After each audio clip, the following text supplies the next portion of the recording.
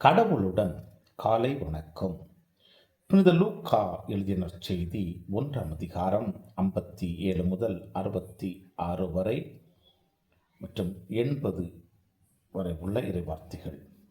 எலிசபெத்துக்கு பேறுகாலம் நெருங்கியது. அவர் ஒரு மகனை பெற்றெடுத்தார். ஆண்டவர் அவருக்கு பெரிதும் இரக்கம் காட்டினார் என்பதை கேள்விப்பட்டு சுற்றி வாழ்ந்தோரும் உறவினரும் அவரோடு சேர்ந்து மகிழ்ந்தனர். 8ஆம் நாளில் அவர்கள் குழந்தைக்கு விருத்த சேதனம் செய்ய வந்தார்கள்.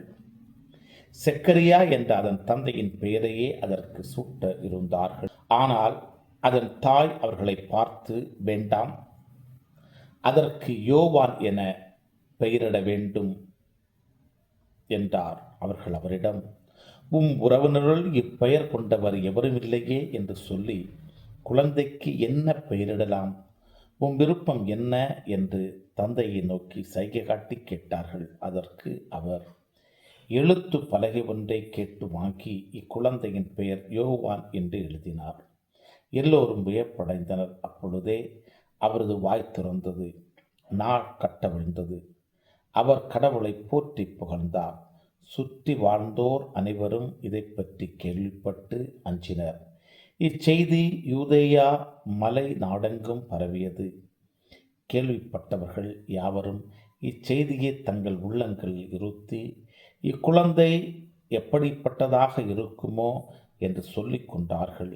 ஏனெனில் அக்குழந்தை ஆண்டவருடைய கைவன்மையை பெற்றிருந்தது. குழந்தையாயிருந்த யோவான் வளர்ந்து மன வலிமை பெற்றார். இஸ்ரேல் மக்களுக்கு தம்மை வெளிப்படுத்தும் காலம் வரை அவர் பாலை நிலத்தில் வாழ்ந்து வந்தார். கிறிஸ்துவின் நற்செய்தி. இந்த நாள் இனிய நாளாக அமைய வாழ்த்துக்கள். பல பல பல புதுமைகள், பெருமைகள், இனிமைகள் இறங்கிய நல்ல நாள், ஒரு நல்ல நாள், நம் தேவன் தந்த நாள். இது நல்ல நாள், ஒரு நல்ல நாள், நம் தேவன்